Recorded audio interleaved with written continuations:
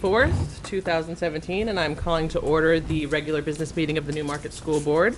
I'd like to begin our meeting with the Pledge of Allegiance led by our student, Julia. Pledge allegiance to the flag of the United States of America and to the republic for which it stands, one nation, under God, indivisible, with liberty and justice for all. We have sort of an empty house tonight, but I will proceed with the agenda and call for any public comment if anyone has any. Give it about 10 seconds in case someone races in. Public comment is now closed, and we will begin with the reports for the evening, starting with Julia, the student report and the calendar, if you would. So early release on Friday, May 12th. Sports softball's record is 2-4, and their next game is tomorrow, May 5th, away against Wilton. Baseball, their record's 5-1, and their next game is tomorrow, May 5th, away against Wilton. Track's next meet is Tuesday, May 9th at Sanborn. AP testing started on Monday and will continue through next week. Talent night is going to be tomorrow, May 5th. And it's going to be hosted by the freshman class. It's from 7 to 9. New Hampshire Scholars Field Trip is Thursday, May 18th. The junior high dance will be May 12th from 7 to 9. And the spring concert for the junior senior high is May 18th, 6:30. And lastly, the National Honor Society induction is May 23rd at 6 in the cafeteria. And for the elementary school's spring concert, it's the 25th. Excellent. Anything else that anyone has to add to the calendar before we proceed? Just want to remind folks of next Wednesday's presentation of Screenagers, the film, 6:30 p.m. At the gym? Let me flip to the right page of my calendar and I can tell you the precise location. Sorry, Tuesday the 16th, 6:30 p.m. And I have the announcement. What's that movie about?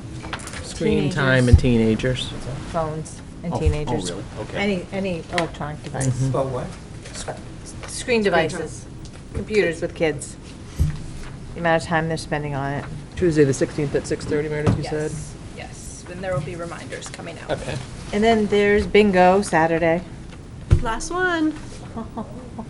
One thing I know that there has been, there's a need for volunteers with the Newmarket Elementary School PTA, so if people are interested in volunteering, please reach out. The leadership for this year has said that you could be, as long as you've passed the volunteer screening that we have all people do, you don't have to have a student in the school to participate. We need help. That organization helps us in a lot of ways with field trips and other things for the schools, and I'd like to see it to continue. So if you're a retiree or Yep. just empty nester and you would like to volunteer. Or if you have an sometime. older kid in the junior, senior high and you'd like to give back to the elementary school, please reach out. And what's entailed with that volunteer screening? It's a background check, there's a form and things, and I don't know if it happens in the spring, but I know in the fall, there's a roundup at the office for people who are going to be volunteering to be cleared for the year to volunteer. So, if you're interested in volunteering in other ways, please make sure that you get that turned in as well. And does it carry on from year to year? Or does it have to be done every year? No, I think it carries on. It carries on, but it is, we're working on updating it because it makes sense to sort of do those checks as reminders. Yeah, But the right. state rules are a little bit interesting on that front, so.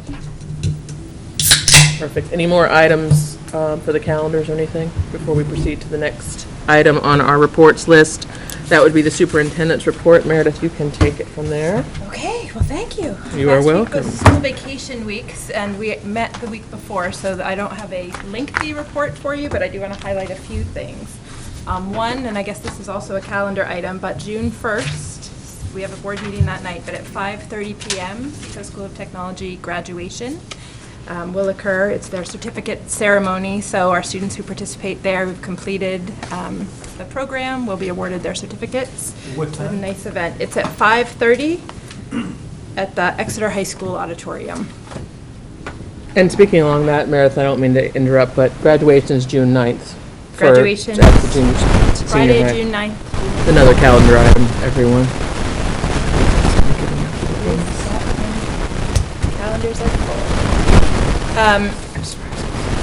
You may or may not recall, and Ingrid, this is new for you, so I'll say it for the public as well, but we are part of a regional consortium for special education. It's a Sequence Learning Collaborative, and we work with other districts including Exeter and Portsmouth and Sanborn, number of districts in the area to keep down special education costs. There's a regional program that provides transportation as well as provides some specialized programs, and we send some students there, as do the surrounding districts, and it's a way to sort of meet those students' needs in a more customized way without undue cost to our district if we had to send them further away. I don't believe they have a pre-K program at this point, but it is elementary through high school. They have different classrooms and different programs. So they previously have been housed at the Castles in Brentwood, and a couple weeks before April vacation, the executive board, which is made up of the superintendents of the region, met with folks from Seacoast Learning Collaborative, and they've relocated in the short term to Gonick because there were some mold concerns within the building. So we located other space. We've been able to maintain the transportation program as is. We expect to be able to be within their operating budget. So no additional costs will be assessed to the member districts as a result of that. But we are working on locating new space for subsequent years of this program.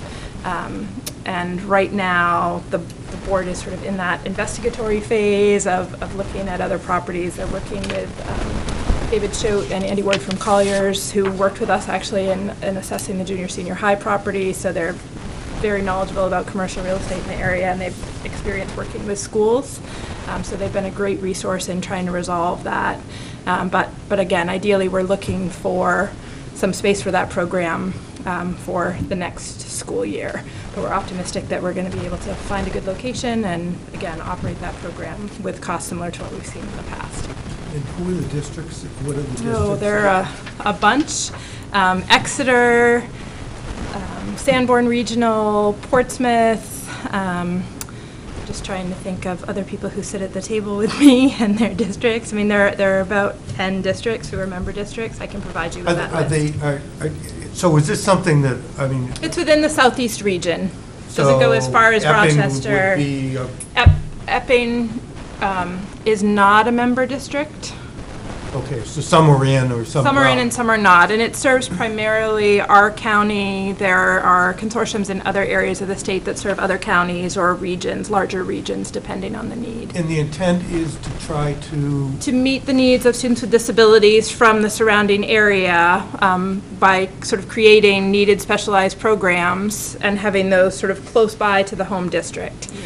So they offer, for example, sometimes a behavioral program or a program specialized in working with students on the autism spectrum, a program for students with developmental disabilities at the high school level who need some community access supports. Again, these are students whose needs we can't meet within the public schools for a variety of reasons. And the IEP team has decided that the least restrictive environment for those students to receive their education is a different environment outside of the district. So it's not courses, it's a placement in I got you. That's correct. It's a placement in an alternative program outside of the district. And is it physical issues as well? It could be. In this, they have some students with those disabilities. I mean, the population fluctuates based on the needs of the member districts in any given year, but some programs are pretty consistent. Do you have any idea as to what the membership, or what the population is within that collaborative? How many students are attending there right now? I do have that information upstairs, but I don't want to quote it off the top of my head. Oh, no, it's close. It's around 100 students from across the region. Great. I didn't realize that.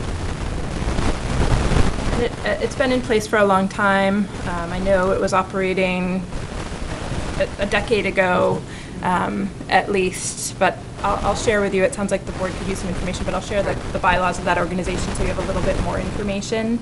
I've seen the bus coming and going Yep. frequently. And there- Where it went or who Their annual Board of Directors meeting is scheduled for May 31st at 8:30 a.m. And at that meeting, member districts ask their board chairs to attend. Okay. And it's at that meeting that we typically adopt the annual budget for the coming year. And again, that program is we pay for students that we send there. So it's essentially self-funding. Is that concept increasing? I don't know that it's increasing, but it's been pretty stable for a long time. I would say there's always a percentage of students whose needs cannot be met in the regular home school environment, community school environment, and for some students, having peers with a similar disability or similar needs that's what makes it a least restrictive environment. It's giving them access to a cohort of people with similar challenges and similar needs. And, I know parents of students who are there feel great about the program. Just as one illustration of that, through this move, they had parents volunteering to help them move equipment over the weekend, and parents who, offered to donate food and really stepped up. So I know they're very appreciative of that, but it just speaks a lot about the value of that program to families and students. I don't want to spend any more No, time it's on okay. it, but is that concept of being able to provide services that are difficult for a district to, let's say you had 4 or 5 people that had a special need, which is difficult to fulfill within district. Is there a concept of bringing more of those services together? I'm not sure it's less expensive. My gut would tell me it would be. I'm not. Yeah, I think that was the impetus certainly for this collaborative, and there are collaborative type programs that are very common in Massachusetts, for example, has a number of collaboratives. Lawrence, for example, is one that's very well known throughout the United States, actually, for some of their work with students with disabilities. I would say it is common. I would say, in some districts, larger districts, you sometimes have the capacity to create your own program because you have enough students to meet that need, and that is obviously less expensive always than sending your students out of district. But in smaller districts, like most of those in our region, it's typically not that easy to do because you may have only 1 or 2 students, once the costs become prohibitive. So the idea of putting our students together from around the region does make good economic sense, and it also, as I said, gives those students a great environment in which to learn. Great. Thank you for explaining it. Yeah. It's helpful to know. Moving on. We, along with many other districts from across the state, put in for Title I funds that were reallocated statewide. So these are funds that have not been spent by districts within the fiscal years during which they were allocated. And that can be for a variety of reasons. But at the end of that fiscal window, whatever monies are left over revert to the state, and the state then has a competitive grant process for reallocating those funds. So Newmarket has been awarded $16,500 through that reallocation process. $12,500 of that is for the leadership program. Chris Mazzoni is participating in that this year, and Shayna Thorell, who's a 5th grade teacher at the elementary school, will be participating next year from the district. So That's is that the Seacoast Leadership? it is Granite State Leadership, so it's a statewide piece. Okay. It's run in partnership with New Hampshire School Administrators, the Department of Ed, Plymouth State participates. There are a number of organizations who are supporting that work. School Principals Association, I believe, as well. And then the remaining $4,000 will be utilized for our summer program. So that was awarded specifically for summer programming for students who qualify for Title I. So that's great news for us. Excellent. And I guess that's it. Just a couple things that I want to report on before we proceed with committee reports. I wanted to sort of review the dates for our regular meetings for the rest of the year. Basically, we're meeting today, which is May 4th. The next one will be on the 18th. In June, it'll be the 1st and the 15th. And then at that point, we might we're going to take a break for July and August. The only thing that might necessitate us having a meeting in the summer is if issues come up with the building and we need to address things. So if that occurs, then I'll just keep everyone posted, and we'll come up with a time that works to have a meeting in those times. So you'd anticipate that we're not going to meet in July? I would anticipate after June, we would not meet again until August 24th to start in the fall. So August 24th is when school starts? Yes. So I would suggest Yes. that you, perhaps, we have a retreat, the 15th. I was just 16th. getting to that. I'll leave you alone. Thank you. A couple things that Meredith and I spoke about was looking at, having a retreat, a traditional retreat, and/or a policy discussion to review policy, so that when we hit the ground running in the fall, we have some updated policies and things that have looked at that. So I will get dates and firm up that more for that week before that Elizabeth is talking about, but the first regular meeting would be on August 24th. Then going into September, it'd be the 7th and the 21st. October 5th and the 19th. November 2nd and 16th. And then December 7th and 21st. So, again, this is all contingent upon us needing to have other special meetings, but the one thing that will be on the map would be the building stuff in the summer if need be. But we'll address that later. Secondly, as Meredith is coming up on our 1-year anniversary with the district, it behooves us and is our requirement to provide her with an evaluation of performance. So I am working on that performance appraisal. It should be done next month. I will send it to you, and then we need to carve out a time for the 5 of us to sit down with her and review it, to talk about the successes that we've had this year. We're grateful to have you, Meredith. So I think it's important for us to do those things, but I will keep you posted on that. When's that going to happen? In June, I'd like to do it sometime before we close out for the summer, because her time starts with July 1. So my goal would be to get it done in the next couple of weeks so you guys can review it, so we can get the time on that. And maybe we can do it before one of the meetings or something like that. Actual, So, yeah, I think your policy requires that the board approve a template, and then that each member would have input into the reviewing the criteria on that template, and then the chair typically compiles that into the final evaluation. So I'm in the process now of coming up with the template. I'll send the template, then I will, as Meredith said, respond to the template. You guys can review it and add and subtract where you see fit, and then we will present it to Meredith. do we have a template? We are creating one, and we're getting some from various parts of the state. Yeah. Good, okay. So it's in process. Any questions for me at this point before we proceed on the next thing? On the performance template, is it one that Meredith will participate in terms of her Yes. evaluation Yes. of her performance as well? Yes. I would hope to. Yes. Yeah. You know, That's not a one, I mean, this is. No, I mean, I think that's a part of the whole appraisal process. There needs to be a self-assessment to see where Right. any of us perceive that we are in our position, and then to have that be a talking point to compare and contrast where the similarities and differences might be. So yes, you absolutely will have that opportunity. And I think, I don't want to get too far ahead, but all as well as to identify for Meredith some development opportunities. Exactly. We'll support. Yeah. Yeah, I mean, it's, We will collectively identify and support. Yes. Yeah. okay. exactly, yeah. Right. Yeah, so that's where that's coming from, so we'll work on that. So, and we used to have a template also for the board as a whole.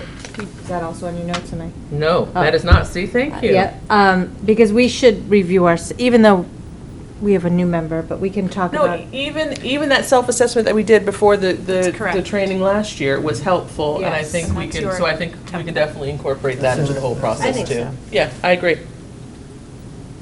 Because I think we, and talk about ways that we can help each other in weaker spots and move Right. forward that way too, and develop ourselves, so I'm game for that too.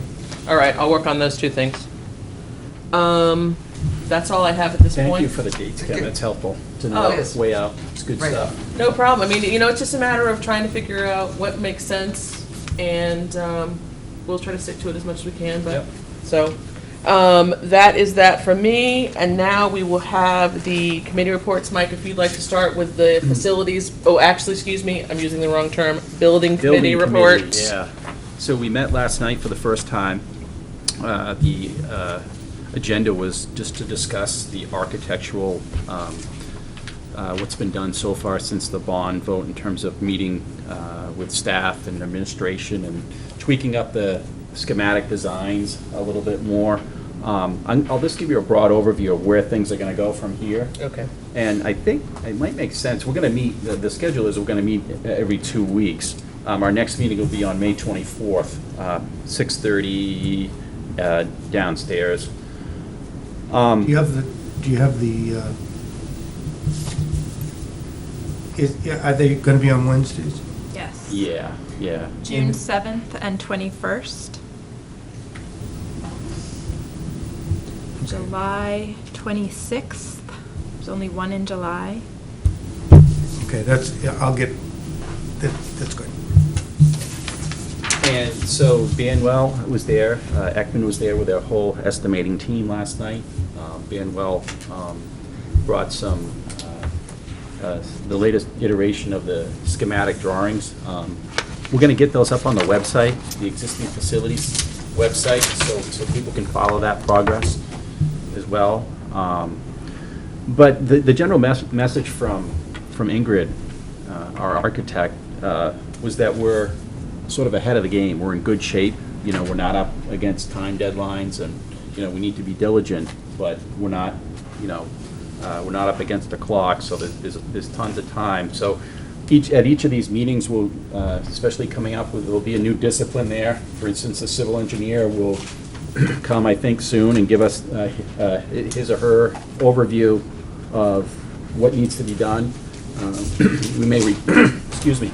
You may recall we talked about traffic studies, communicating with the state about curb cuts and sight lines and all those types of things. I mean, are going to happen. The architects are coordinating all of this with Ekman. They're working as a team to do that. So each week that goes by, we're going to hear from a different discipline. And I got a few landmarks or time frames here. There's going to be an estimate check by the end of July. So as the drawings are tweaked and moved around, we just want to check in and make sure that we're still on budget. There'll be another budget check after more design modification in October. And bidding will start in early 2018.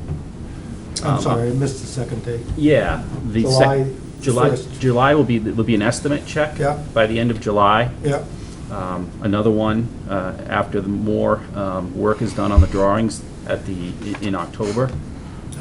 And then bidding will start in early 2018. We went over quite a bit more last night. I'm not going to go over every little detail, but I suspect it would be helpful if going forward I could do it, Meredith, or we could do it, just a quick bullet point report. Perfect. This is what we covered. We talked about, and I'm opening this up for, I guess, a question whether it might be helpful to record these meetings like we did before. Yeah, I think so.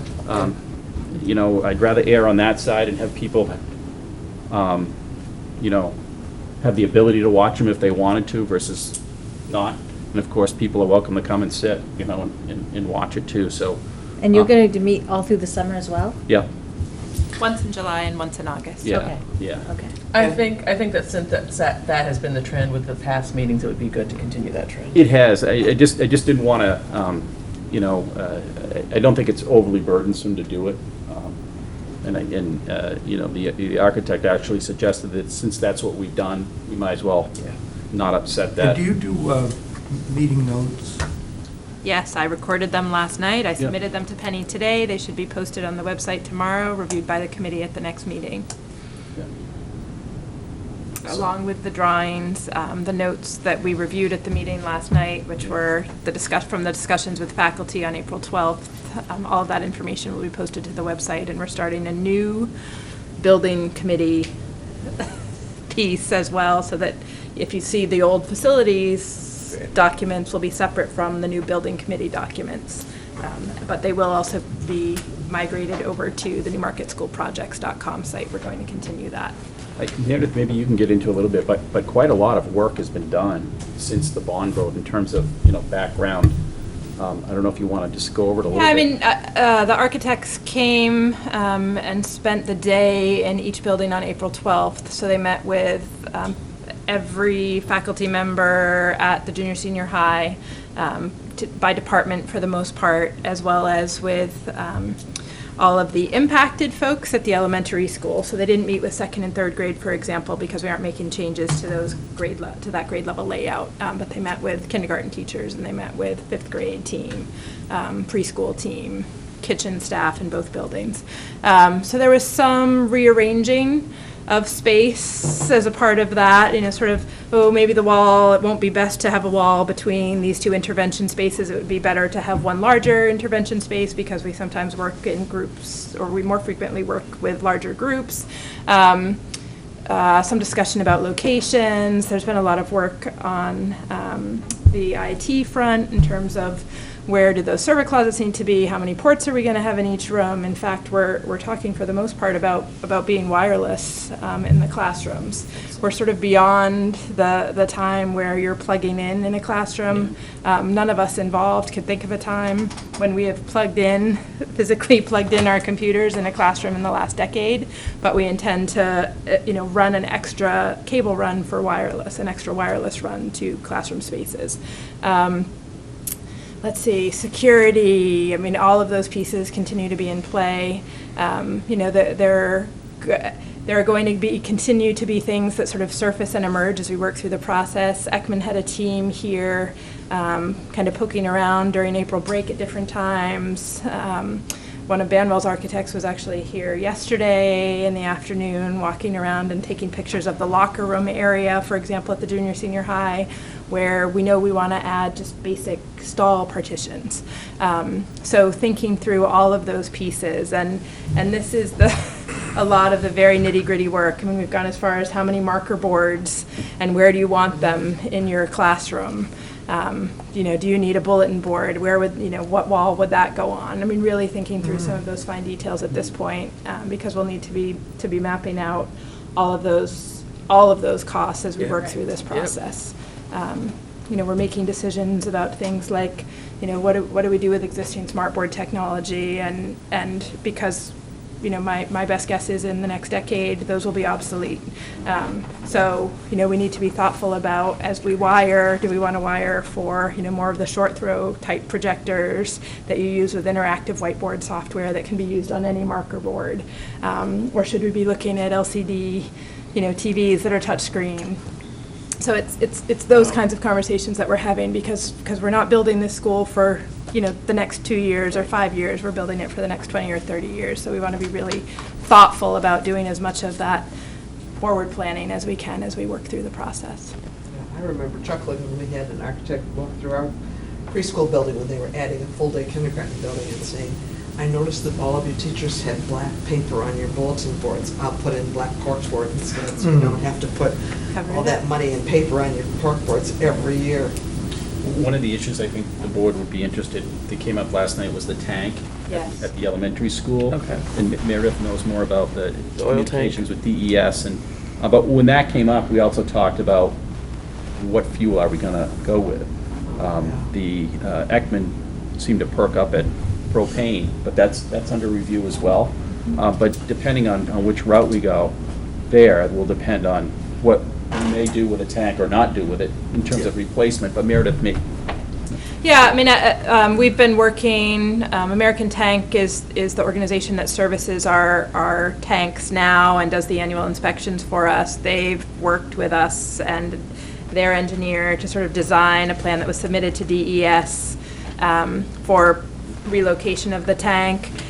Now that the bond has been approved, we will also have Ekman and the engineers involved with this project review it so that we can make one decision about where that tank should go. Again, presuming that that we move forward with oil, we don't want to do this twice. We want to make sure it's out of the way of construction. That we're able to do this in the least expensive way possible for the long term. So, just coordinating work on the Carpenter property as well. that's being coordinated with the civil engineer and with Ekman, and again, a lot of moving parts at this stage of the game, but as Mike said, I think everyone is feeling like we're at a good pace, we're at a good place, we have a lot of the information we need, and we're going to continue to move forward. Like with all the work that was put in over the past 2 years, which, again, we are very grateful for, Mike. I think it's good to have that committee there too, because they just know the history and Yeah. can keep it going, so it's good. That's all I have. If there's any questions. It would also seem like if we've got a little bit of time, we could afford to really reach out a little bit in terms of getting expertise in terms of technology, what might be out there. Yeah, so. And same thing on fuel. It is a great time to. And we've been doing a lot of that. Jason brought in a consultant to help look at wiring scenarios. Okay, We did okay. that a few months back so that we could really be thoughtful about, what are we going to Yeah. need and how do we plan forward. Jason and I are actually attending a workshop this coming Monday focused on sort of, future technology use. So Okay. there's a lot of conversation going on about that, as well as, we began some of that conversation with faculty, and I would say, the consensus was, yeah, I love my smartboard technology, but if it's not going to be here, I want whatever's going to work, right? Ideally, I need some sort of interactive software that I can use with students, and I think there's a way to do that wisely and migrate, what we already have, use it for as long as we can, but be prepared to, when the next thing is ready to be used, say that is 5 or 10 years in some cases, that we'll be ready to take advantage of that without having to bring in an electrician. My question is, I see something about building committee on the 10th of May on the bottom. Correct. That was on the original calendar that we received, and the committee made a decision that that meeting So is not necessary. that one's now the 16th, or the 24th. Thank you, Mike, for that report. Any more school board committee reports from anyone else? All right, moving along to our discussion section. As we know, one of the major decisions before us right now is determining the amount of our bond for the building project and the terms of the bond. We found out earlier this week that we need to make a decision on the bond amount and the terms that we're choosing by next Thursday, May 11th. So we're a week shorter than we thought we were going to be. So with that being said, I'd like for us to sort of discuss all the different scenarios that we have, and Meredith has some handouts. We can talk about, we had initially, and you can see at the bottom, that said that we were going to have a public forum next Thursday in between our two meetings, so that we could then consider what the input the public provided for our decision on the 18th. Now that cannot happen, or might not make sense, but we can talk about that. My thought is, and we can hash this all out, is maybe we have something at the beginning of the week, Monday or Tuesday night. Then, so we'll have to see we'll talk about availability and things. And so that we have some time to process that input that we received before we make the decision on Thursday. And you guys can we can talk through that to determine what you guys think is best, but that's just what sort of hit me initially when this new date came up. So Meredith, do you want to go through the stuff that you provided us to start the conversation rolling, and we'll take it from there? So the first thing I've just passed out to you are a few background documents. One is your investment policy, DFA. It talks about the objectives of investing our dollars, and I'll come back to that. The second thing that I gave you is from New Hampshire RSAs, but this is about the public deposit investment pool, which is one typical source of investment for municipal bonds within the state. And the third is again just a reminder, but it's the rules of borrowing for municipalities. Right. Because we are borrowing tax exempt bonds, right? Because our bonds are tax exempt, our borrowing is tax exempt.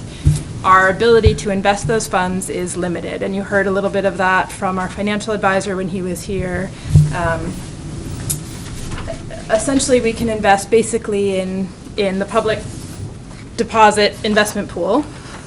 We can invest in treasury notes, or some sort of money market type account. But we're pretty restricted. We're not going out to play the market with these funds. It doesn't work that way. So because of that, and I'll get to the scenarios in a minute, but it sort of limits the amount of interest that we're going to be able to earn on the dollars that we borrow. Right. It's not a huge issue right now because there aren't huge returns on the dollars that you're investing that way, which is good news in a sense that we won't most likely run into arbitrage rebate challenges because we're not going to be earning more in interest than we're paying in interest on the money that we borrow, if that makes sense. That's the essential calculation. We may go beyond. There are a couple of exceptions to the arbitrage rule. One is if you spend everything down within 3 years.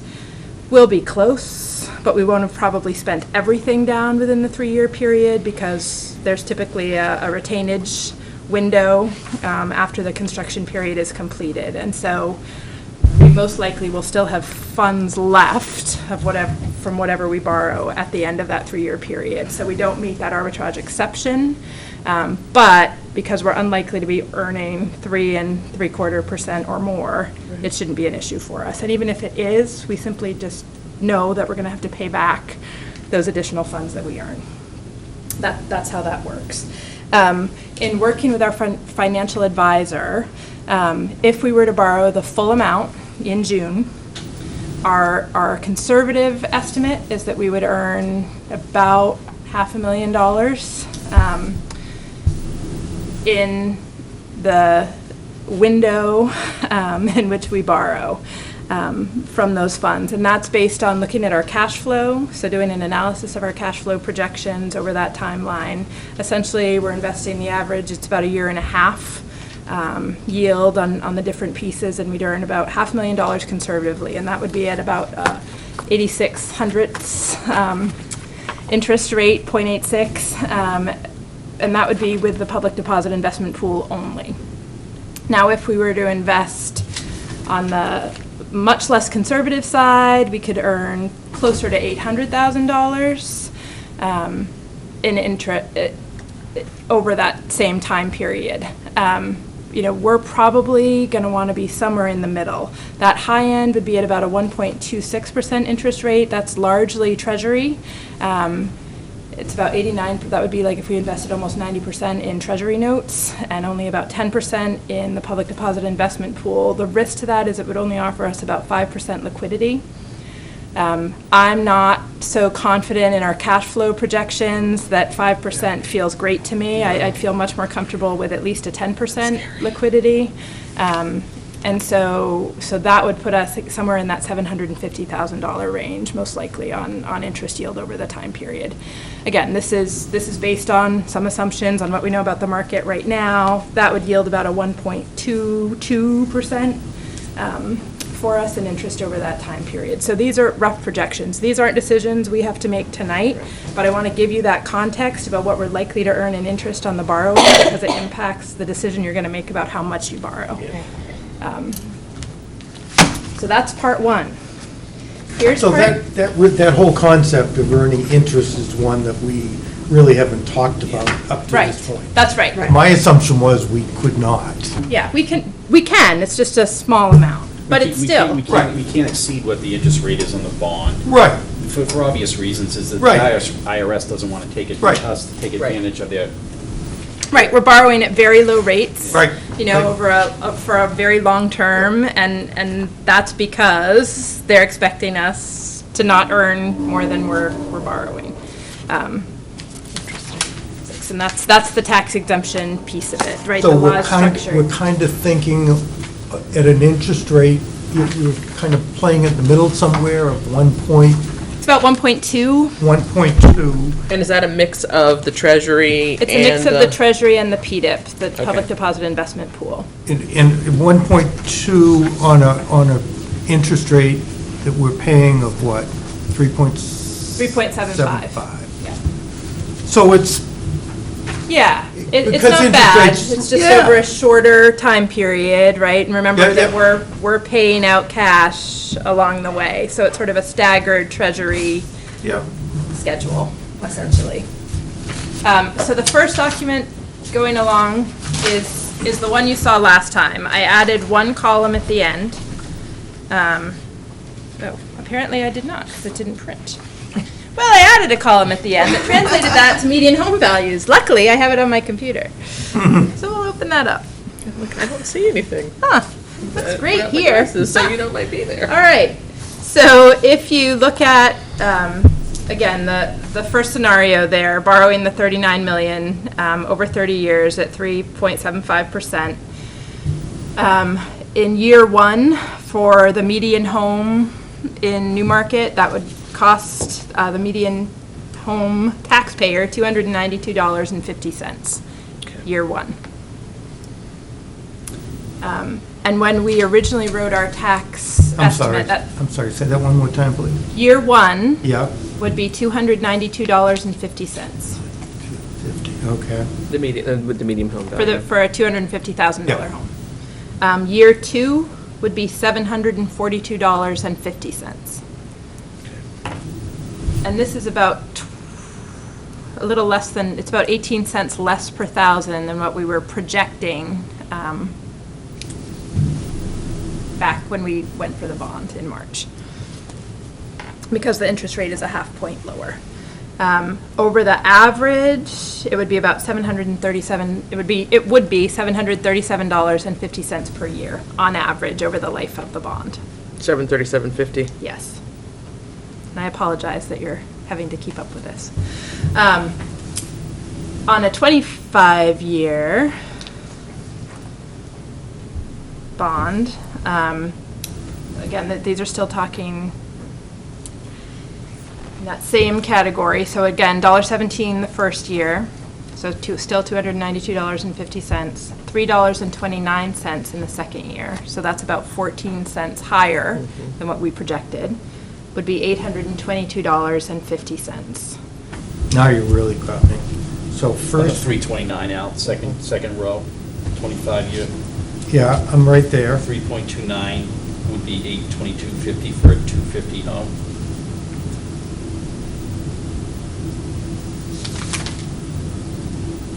First year? First year, $292.50. Same as the. Oh, okay, and then, Then Yeah. 822.50. I got you. Yeah. That's about $80 more, 822, gotcha, okay, and ongoing, and $820 perfect, on okay, average. gotcha. I'm not going to go do the 20-year one for now. I'm going to skip down to the level debt. Sorry, level principal on your sheet, correct? Okay. Level principal, again, $1.17 the first year. There, on a 30-year, you're looking at $3.74 in the second year, which would be $935 on the median home. But on average, because it comes down, it's $692.50 on average.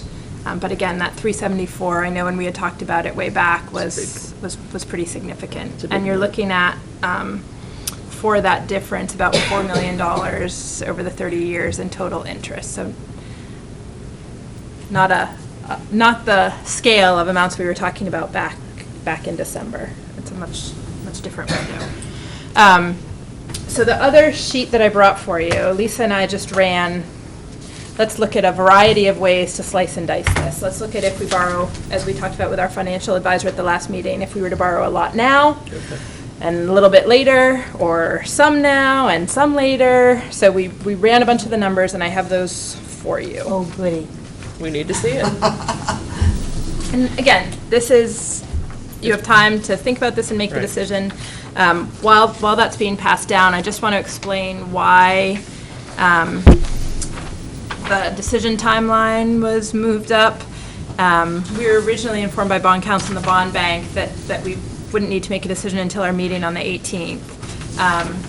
And that is true if we stick with a traditional 30-year schedule or a traditional 20-year schedule. If we are contemplating a 25-year schedule, they need to know that by the 12th, because they have to go out and basically do the paperwork and do the homework to get that on the market, to be able to bid that package. And that's not something that any of the other folks they're working with right now have requested, 25 years.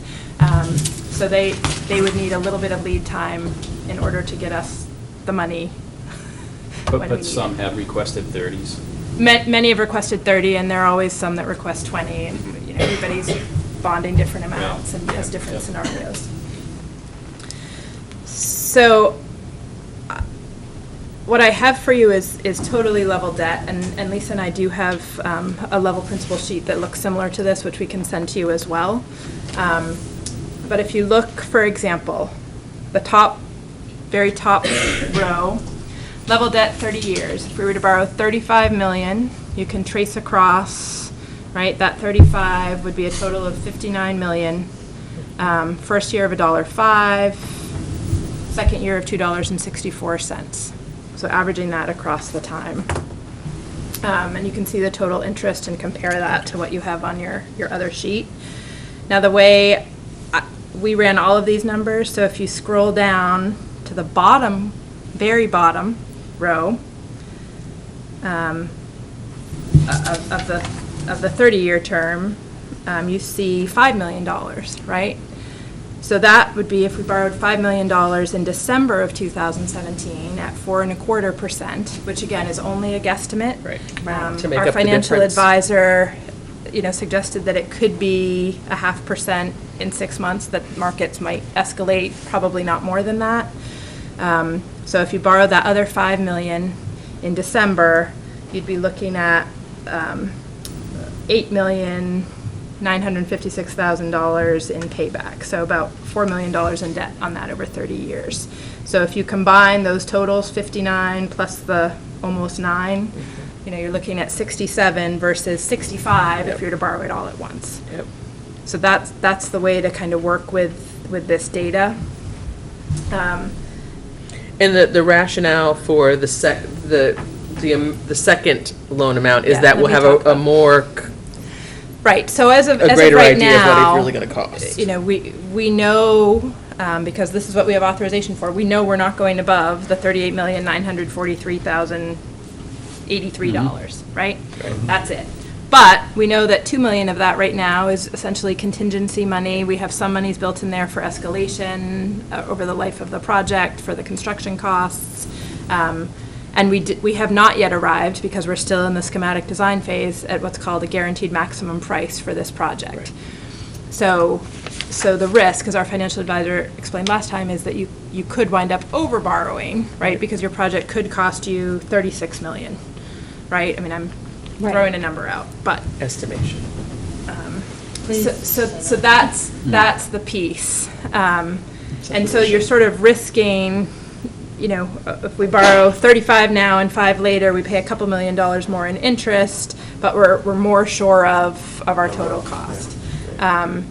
It's not a huge differential over the life of the project.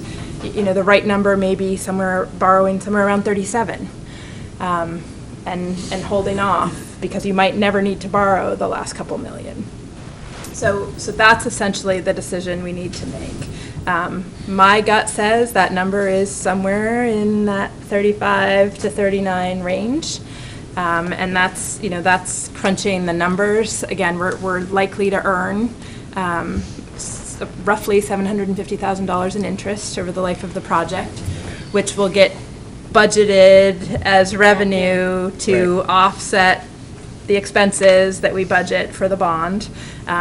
Essentially deferring the tax impact for people on that $750,000. So, we're already down about that amount, essentially, if you think about it, and what we would need to borrow. Remember also We're that we down have what amount? that $750,000, right, is an offset. Remember that we also have about $500,000 coming back to us from the state.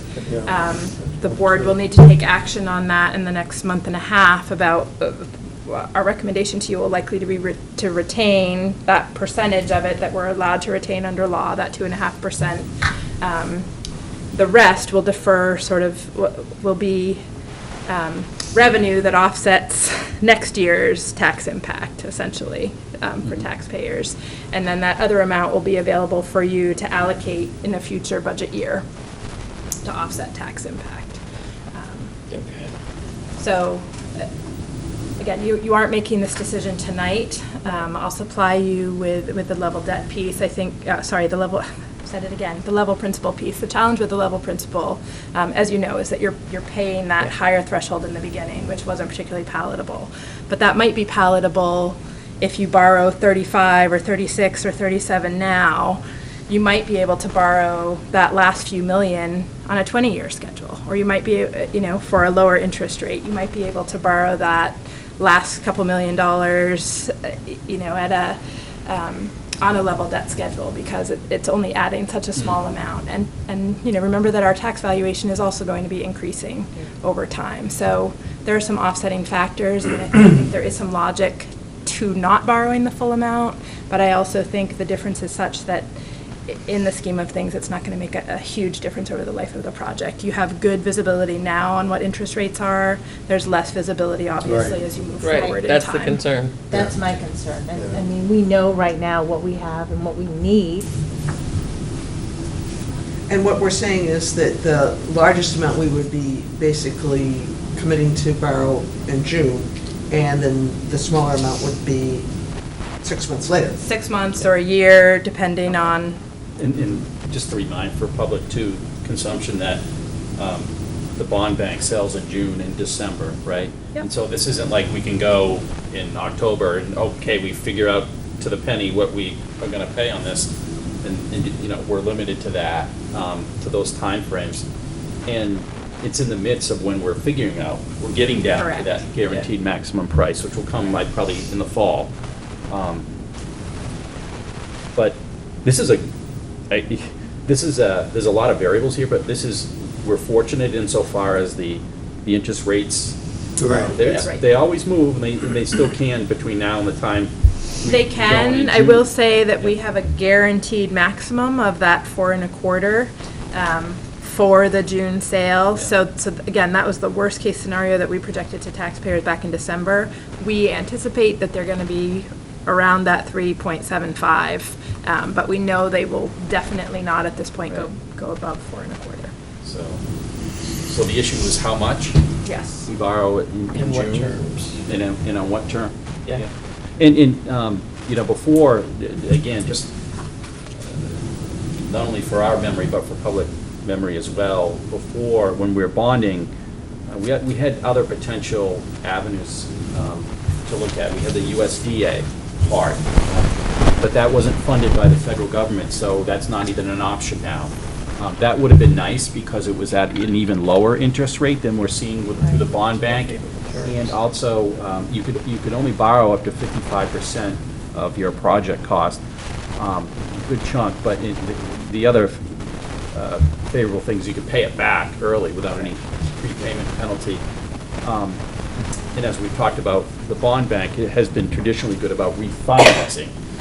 Should interest rates unlikely go down to 2.5, after we borrow. Right. So that's a possibility. And then of course, as Meredith said last meeting, that, it's not feasible for us to issue our own bonds, obtain a credit rating and all that. It's just I was grateful. It is feasible, but we're unlikely to get a better rating Yeah. based on our relatively low property value to the debt we'd be incurring, to be able to get better rates than what we're going to get through the bond And bank. at this point, we've dismissed that as That's an correct. option, so. And the other major thing that's different between now, the interest rates we're looking at now and back before the bond vote is the total overall delta between. Right, it's much smaller. The total bonding cost has gone down. There was some discussion around that. back then, so. That's correct. Right now, there's no difference between the 25 and 30-year borrowing interest rates for the term. So there's still a delta, but it's $5 million as opposed to, I'm pretty sure it was close to 12 Right. Yeah. back in the, Yeah. back when we looked at it. And in so, February. as we mentioned at the time, and as we've experienced, these things move around, although we should be getting close to a landing spot soon, a month out, so. For me, having Bill come last time and then having this discussion this time has helped me understand parts of things that I didn't necessarily understand.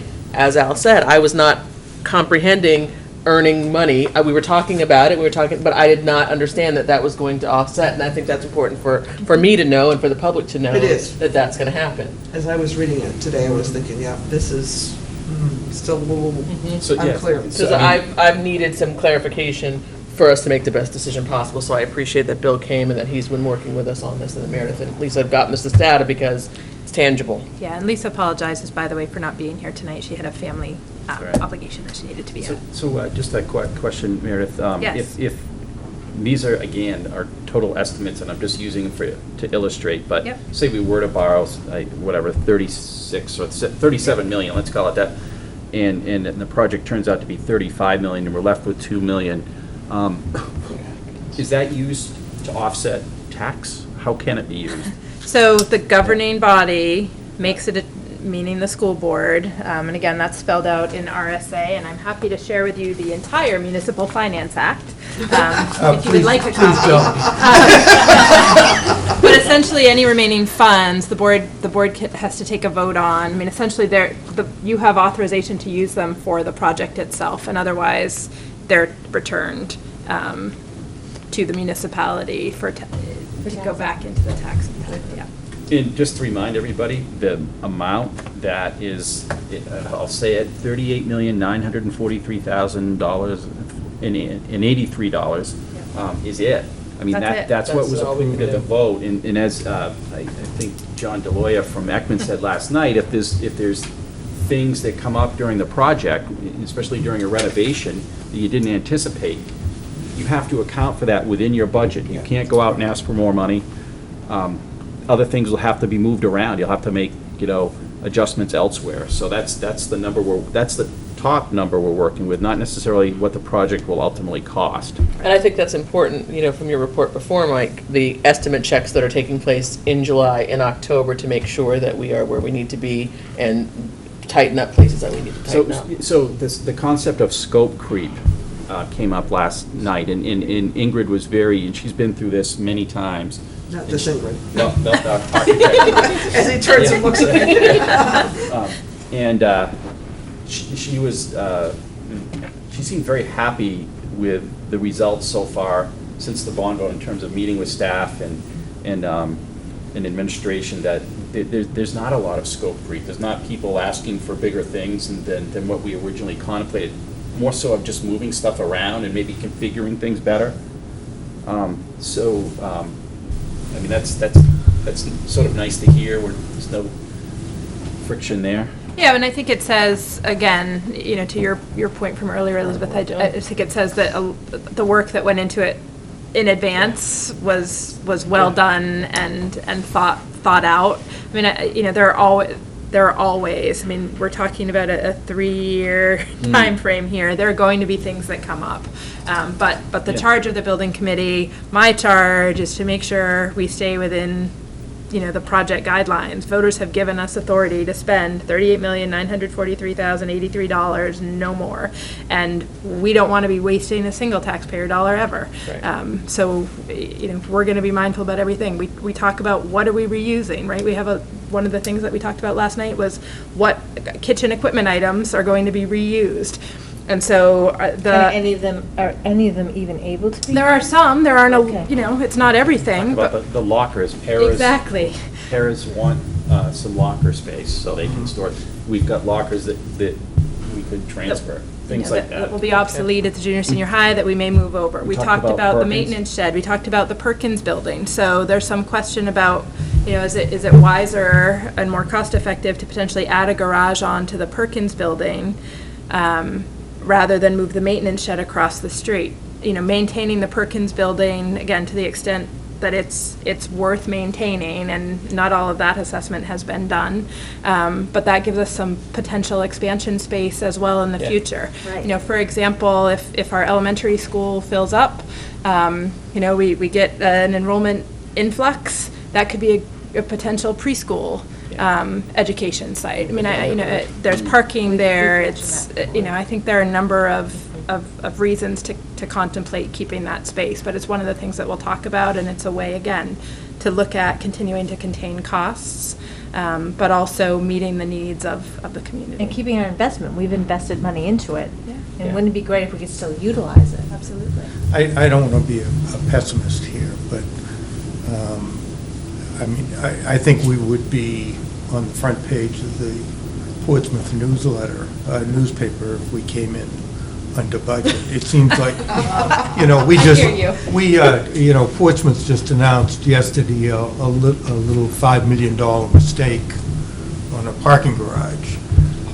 So I like the concept, but I'm going to assume that we're going to use what we've been approved to use.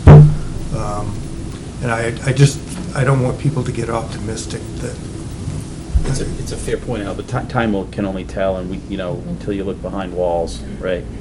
You don't know. But Right. But I think that Meredith, in my point, is that we've got the focus in the right direction. No. We've got the right people on No it. question.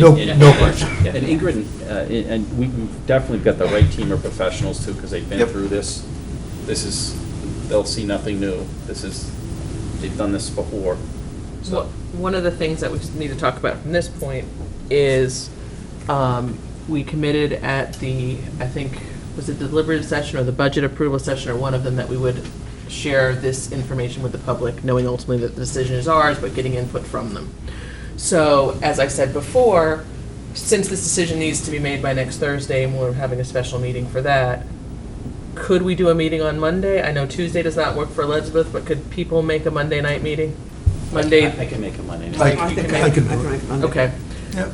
Meredith, can you make a Monday night meeting? I'm just checking, but I hope so. I was just gonna. I think the, Yes. I think a Monday night meeting is good. But at the same token, it's fairly complex, the issues we're Right. talking about. We need to make available to people that come to the meeting information so they can study it ahead of time. It's not. Meredith and Lisa will work Yeah. on that for us. Yep. And That said, though, I think I'd like some sense from the board about, you know, how can we consolidate some of this? I mean, are there things that feel to you like they're sort of beyond consideration at this I mean, point?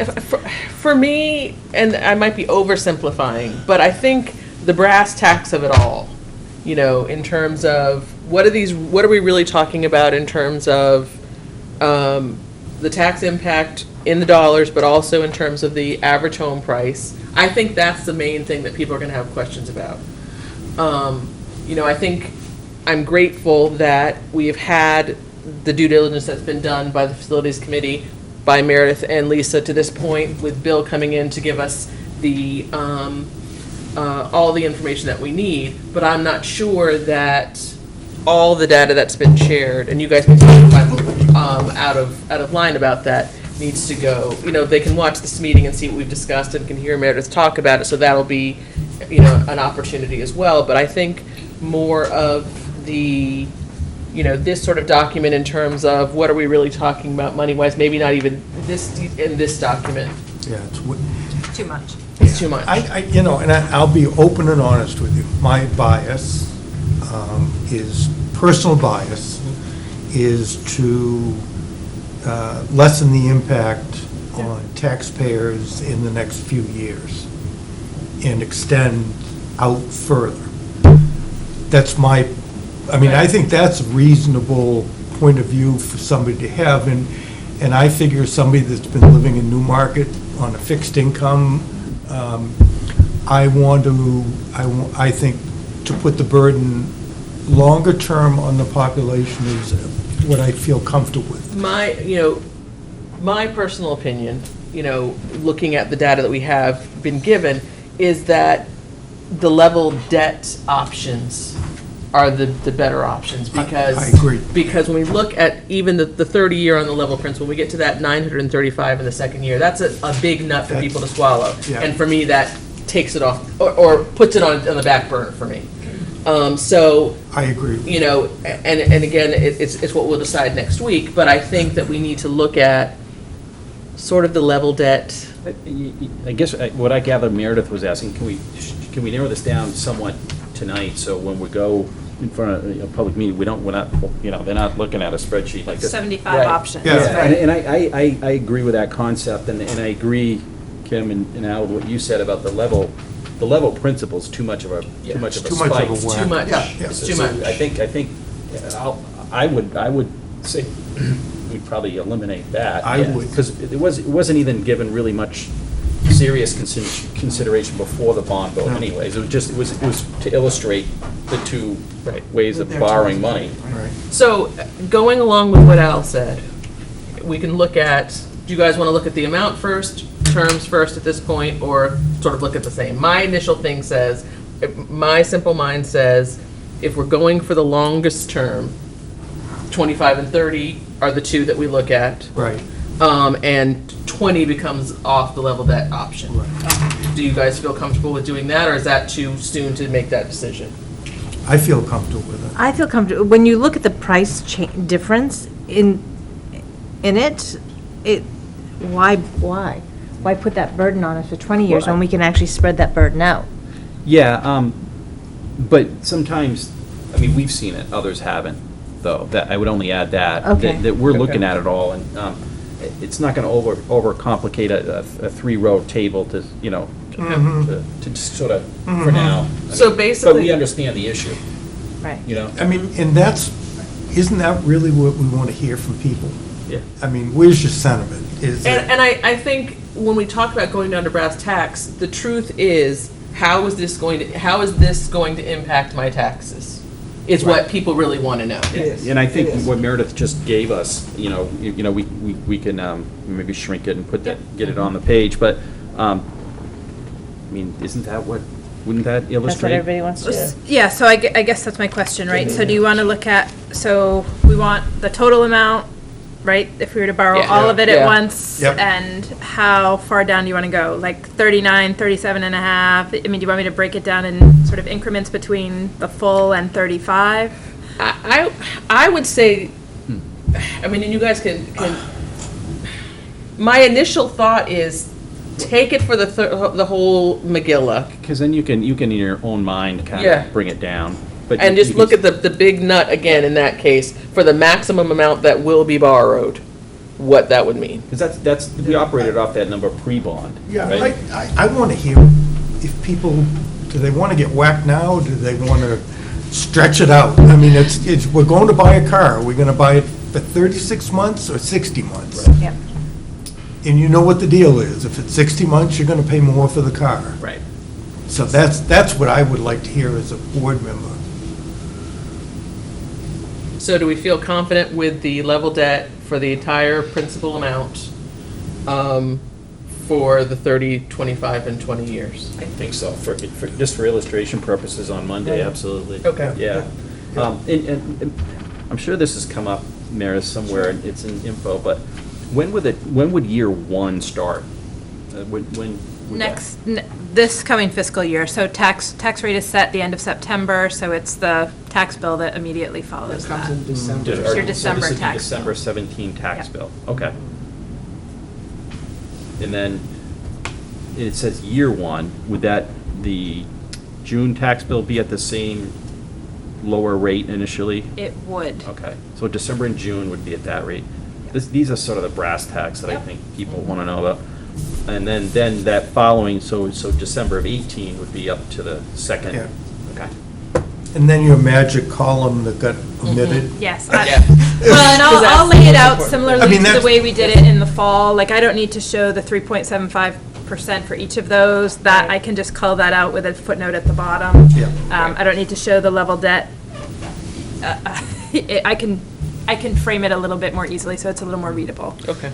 And I think if we, akin to what we did with the pre-bond public forums, if we just give a 5 or 10 minute overview about the bonding process and what it means and what we can and can't do, and you know, where we're at in terms of borrowing venues, because I'm sure a lot of people have tuned into that. But. The only concept I can't get my head around is this cost of money that came up at the last meeting, that, you know, $25 in 20 years isn't going to be. I don't know whether that's something that we need to understand. It was brought up a couple times, and I kind of get. Well, I mean, I don't know. I don't know if we need, I don't know. I'm thinking if you don't understand it and we're puzzling over it, it may be so abstract that that's hard to throw into Exactly. discussion. Yeah, well. Right, I mean, Yeah. the immediate impact for people is in today's dollars, I right? think- And I it's think hard you're for any right. of us to project Yeah. Right. exactly what may happen in the future. Different lifespans. Yes. Okay. Yeah, I think that's good. So Monday, the 8th, 7 PM. Meredith will be downstairs, upstairs. I will confirm that. Okay. We had tentatively arranged for Thursday, so we Okay. have to shuffle to find the location, but And I'll put that out on the facilities Facebook facilities page, great. page. And we'll send out our mail So and our Monday's email 8th. blast. This is Perfect. instead of next Thursday, is that what you're saying? We're No. gonna do Monday for the public forum, and we're still having Still on Thursday at Thursday, 7 okay. to make our decision. Yep. Okay. Because if we do choose 25, that's due by the 12th. So Correct. that's the next day, Meredith. Is that enough time? Is it just a matter of putting in the Yeah, 25? yeah, we just need to let them know, and then you still have time to execute the documents at the business meeting on the 18th. So on the 11th, we're meeting again. Yes. To make the, what time? 7. 7. So we have a Monday, meeting. May 8th, Monday, 7 May 8th, PM. and then- Public input session. Yes. And Thursday, May 11th, 7 PM, special business meeting. And they're both at 7 o'clock. Yes, So we're gonna be meeting on the 4th, 11th, and 18th, 3 Thursdays in a row. yes, yes. Thank you.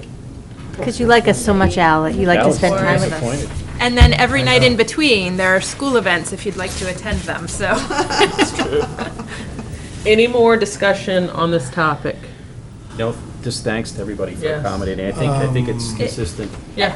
I mean, and this is, as you say, there's a lot of information Right. here, and as you know, as we've worked through all these different scenarios and ruled out different options, a lot of work has gone on behind the scenes. Yes. And Thank you for that. while we haven't really had the investment conversation publicly, we've been working on that behind the scenes to be able to ballpark that, and I appreciate everyone's patience because there's a lot of information to digest.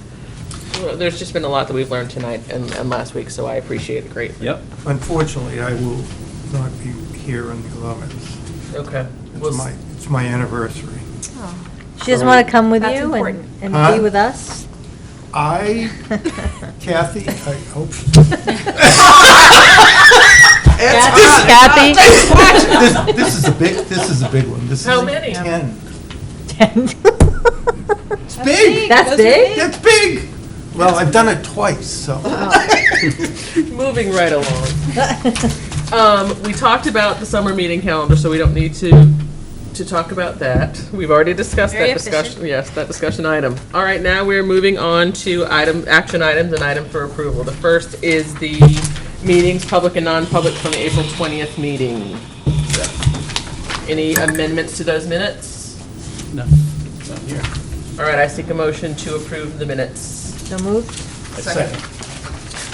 A motion from Ms. McKinney and a second from Ms. Alberg to approve the non-public and public minutes from April 20th. All those in favor? Aye.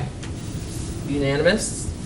The next thing is the approval of the manifests. Al, do you have those manifests for us? Make a motion to approve the 5/4/17 payroll and AP manifest. Payroll, the amount of $222,923.47. Accounts payable, boy, that's small this month. $63,060.32. Must not be paying people this month. And for a total of all manifests of $285,983.79. I'll second that.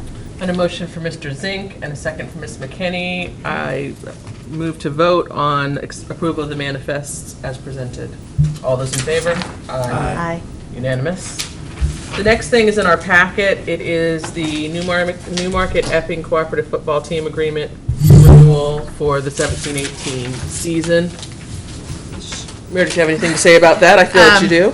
Well, so according to the agreement, item J, it's approved on an annual basis, subject to renewal by the Epping and Newmarket school boards by April 30th. We let them know that it would not be complete by April 30th due to the timing of our meeting schedule. This arrangement seems to be going well. We pay, it's in which section? 10,000. Yes, we pay an initial fee of $10,000, and then it's an additional $800 for each additional student who participates. That's an item C. Again, seems to have been a good arrangement for everybody involved, and I would recommend your approval of this agreement. I move to approve the Epping Newmarket Cooperative Football Team Agreement renewal form for years 17 and 18. Second that. On a motion from Mr. Kennison and a second from Ms. Alberg, I move to vote on approval and acceptance of the Epping Newmarket Cooperative Football Team Agreement renewal for 17-18. All those in favor? Aye. Discussion, I keep forgetting discussion. Any discussion? No, I think it's worked out. It gives us an option. It gives our kids an option. Yep. Which is obviously a great thing. You can never have enough sports for kids. Yep. So this is what, the 10th year we've been doing it? Yeah, it will be. That's excellent. No more discussion. I'll move to vote on a motion for Mr. Kennison and a second for Ms. Alberg. All those in favor of approving this agreement, say aye. Aye. Unanimously approved. The next thing in our packet is the policy DDAA, post-issuance tax compliance policy and procedures for tax exempt obligations. This was in our packet last week. Meredith talked a little bit about it. Meredith, anything to add? No, again, this was provided to us through bond counsel. It spells out the procedures for complying with the tax codes relative to the borrowing that we anticipate and tracking the spending of those expenditures.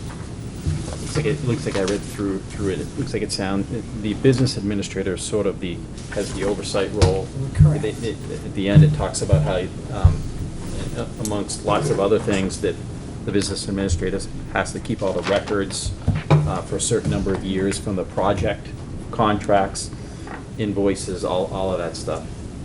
So it looks like obviously it's boilerplate. It's from the School Board Association. Yeah. So it's basically if we have a 30-year bond, it'll be 33 years out that all those At documents least. are maintained. Yeah.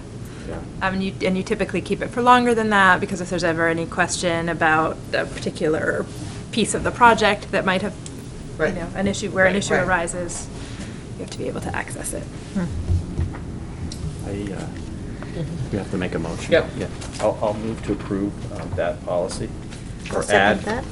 that policy. Add that, and I'll second that. On a motion from Mr. Kennison and a second from Ms. McKinney to approve policy DDAA. Any discussion about that policy?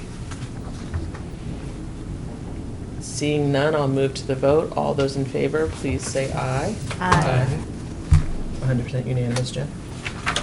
The next thing in our packet is the approval of the memo of understanding for the Shared Services Director position. Meredith? So last night, the town council approved a nomination for facilities director. We expect that person to start in about 30 days. This agreement was one that was previously reviewed. It's akin to the business administrator MOU. Again, in this case, the facilities director would report to the town administrator.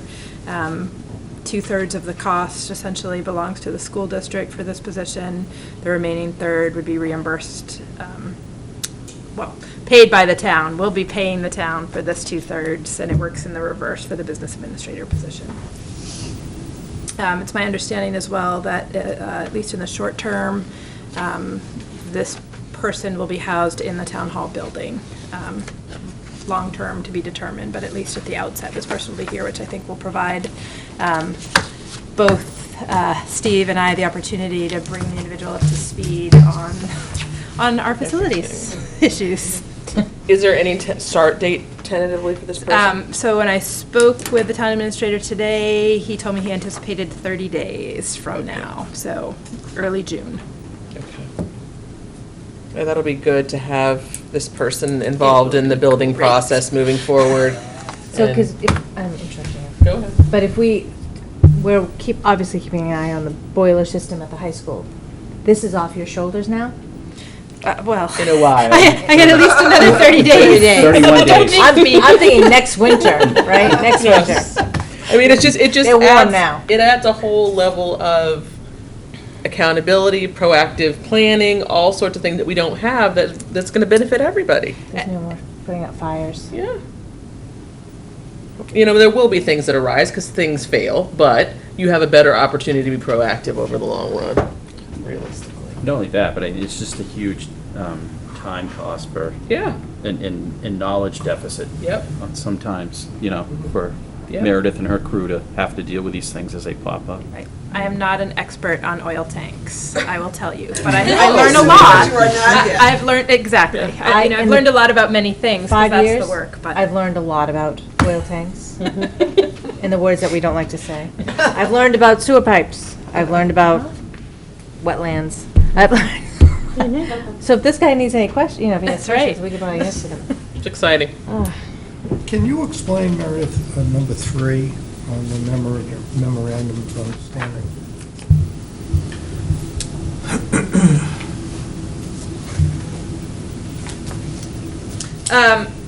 So essentially, the school has its own facilities folks, they're employees of the school department. The town has folks employed in the Department of Buildings and Grounds. They're employees of the town, paid through the town structure, town benefit package.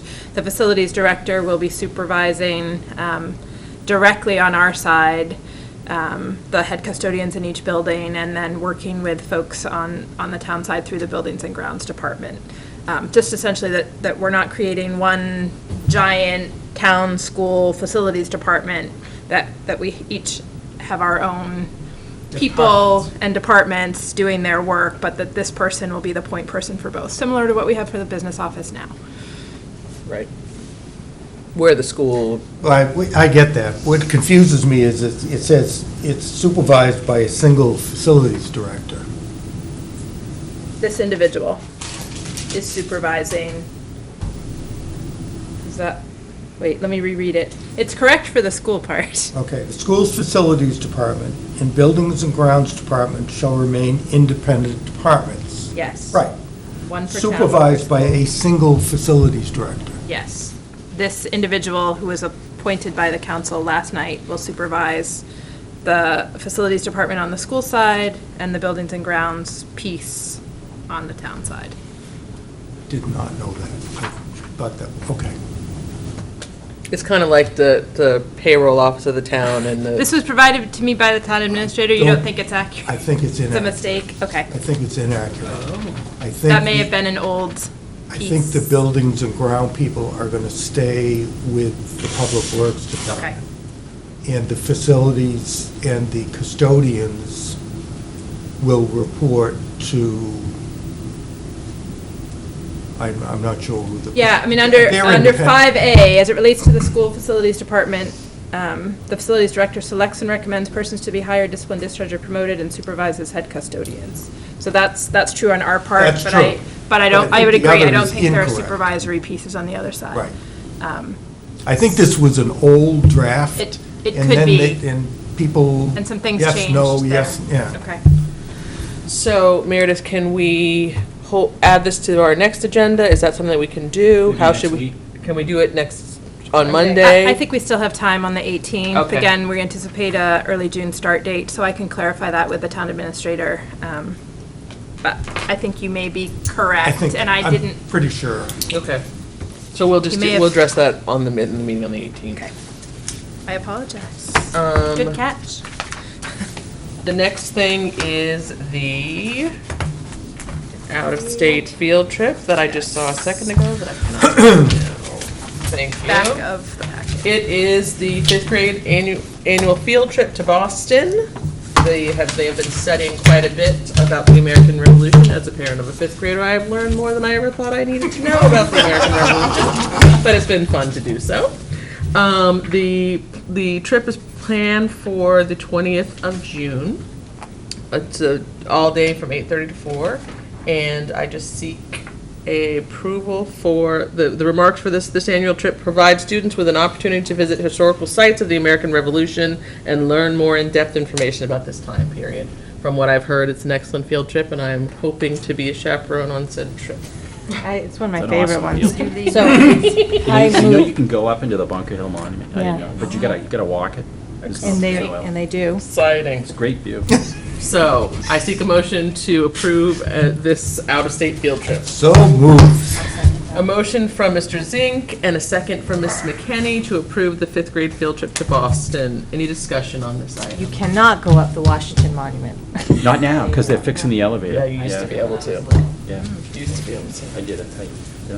All right, so. Any more discussion? We'll move to the vote on this one. All those in favor of the fifth grade field trip to Boston, say aye. Aye. Let me look at the agenda. All right, just to review, just for the public, the next meetings that we're going to have. The next meeting will be Monday, the 8th at 7 o'clock to review bonding scenarios in a public forum.